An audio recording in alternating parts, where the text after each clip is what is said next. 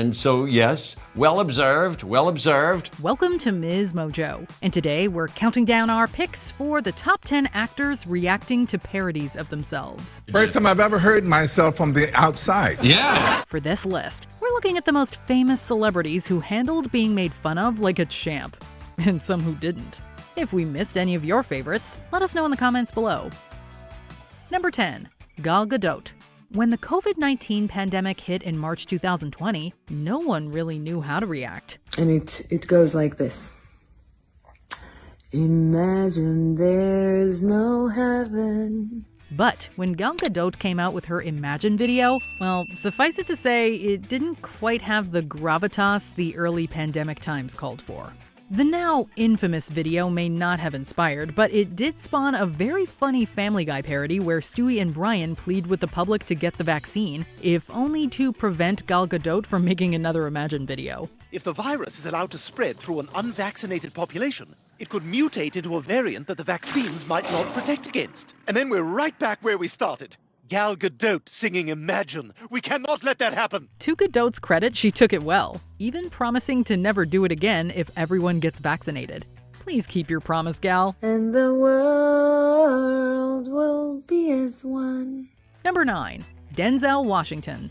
Denzel Washington just seems like one of the greatest guys of all time, and has demonstrated over and over again that there is nothing he loves more than a good impression of him. That's right, that's right. It's me, it'd just be me, and it would be Chadwick Boseman. That's who it's gonna be. We'll play everybody in Hollywood. That's what we will do, my man. Whether it be Jay Pharoah or a multitude of other comedians, Washington usually responds with grace. But no one got him laughing like Jamie Foxx. During an episode of Grey Goose Vodka's Off Script, Fox and Washington talk about everything from how they hone their craft to their favorite movies. We always talk about there were certain things that you would say in movies that became like your calling card. But they also leave a little time for Jamie to show off his acting chops. His impression leaves Denzel wheezing for breath, and we're wheezing pretty hard too.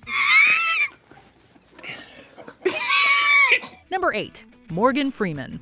If there's one person who is an absolute staple for impressionists, it's Morgan Freeman. I'm the one, creator of the heavens and the earth, Alpha and Omega. Oh, I see where this is going. Bruce, I'm God. Heck, people even sell classes on how to replicate Freeman's iconic voice. But no one comes quite as close to the perfection of Jeff Peterson, the robot skeleton sidekick of late-night host Craig Ferguson. During an appearance on Craig's show, Freeman agrees to hear Jeff try out an impression of him. Would you like to hear my Morgan Freeman voice? From the moment the robot opens his mouth, the actor is way impressed. Jeff was actually voiced by a man of the name Josh Robert Thompson, so the credit for the, as Freeman put it, quote, outstanding impression goes to him. Damn, you look good. That's pretty good. Number 7. Jeff Goldblum. Only Jeff Goldblum could start off a reaction video to Jeff Goldblum impersonations with his very own Jeff Goldblum impression. All I feel like I'm doing now is a bad impersonation of myself. In a bit for Vanity Fair, Jeff watches and rates a slew of attempts at recreating his voice and mannerisms. He is just as delightful as you would expect, giving all the candidates their kudos and absolutely enamored with everyone's efforts. Very good. Well, he is a master artist and a master craftsperson and a master impressionist. We especially love his reaction to Bryan Cranston, which is something akin to a mix of surprise and unbridled joy. Ah, yes. Mm-hmm. Well, I do believe, yes. Yes. Really? I would love to see that. Yes. Wow. He whispers wow and praises Cranston's efforts. Yeah, we didn't know Walter White had that in him either, Jeff. That's good. I didn't know he had that up his sleeve. Number 6. Harrison Ford. Harrison Ford quite notoriously has his qualms about being a celebrity and the media aspects that go along with it. And he isn't afraid to make that known when he does give an interview. I work hard. But this Mark Hamill impression was able to draw out the tiniest and pretty on-brand reaction from him. During an appearance on The Tonight Show, Fallon played a clip of Mark Hamill doing quite a good impersonation of Ford. Hey, kid, it ain't that kind of movie.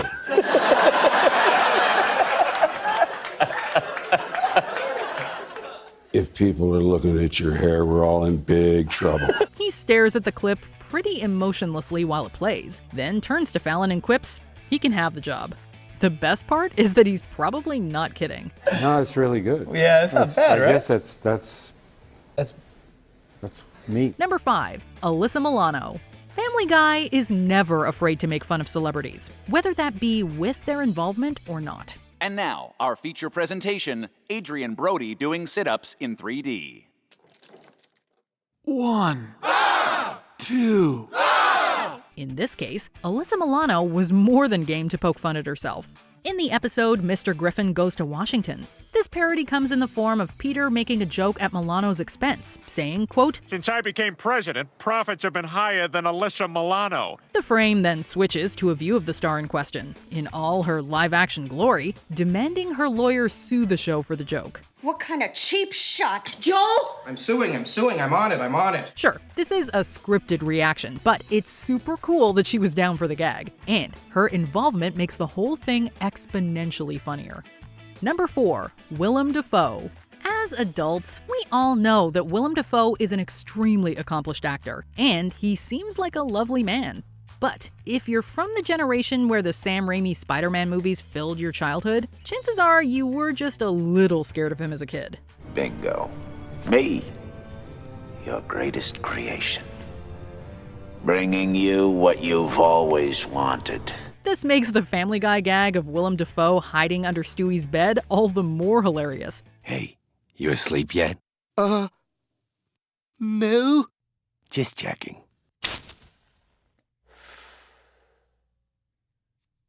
But what's even better is Dafoe's reaction. When asked about it by an interviewer, he said it was, quote, pretty cool, but also, quote, weird. If you were looking for the most Willem Dafoe reaction ever, this is probably it. I mean, I don't know the show, but I know some people really love it. Number 3, Russell Crowe. When Gladiator came out in the year 2000, it's possible Russell Crowe took that role a bit too seriously. Are you not entertained? Are you not entertained? Is this not why you are here? Around the time of the film's release, he had been in the news for his aggressive behavior. South Park, never a show to back down from a celebrity behaving badly, made fun of him in one of their episodes. Hey, what the hell do you think you're doing? You walked right through my shot, mate. Do you know who I am? Oh, excuse me, I was just... Russell Crowe was portrayed as very insecure and picking fights with everyone who crossed his path. To Crowe's credit, he handled the criticism pretty well. On an episode of 60 Minutes, he said the portrayal made him rethink some of his behavior. Because I did think the whole thing was a fight. I did think my whole career was a struggle. Number 2, Tom Cruise. We're not usually in the business of alleged reactions, but this one was too good to pass up. It's me, Tom Cruise. Yeah, I know who you are. In 2005, South Park decided to set its sights on Tom Cruise, making fun of the actor in an episode where he refuses to, quote, come out of the closet. Literally, he's trapped in a closet. Dad, Tom Cruise won't come out of the closet. What?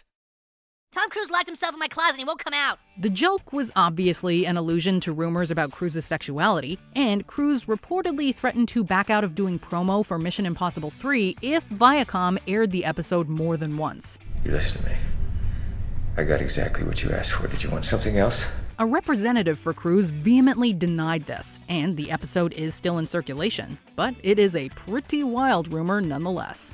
You made me look stupid. I'm gonna sue you too. Before we unveil our number 1 pick, here are some honorable mentions.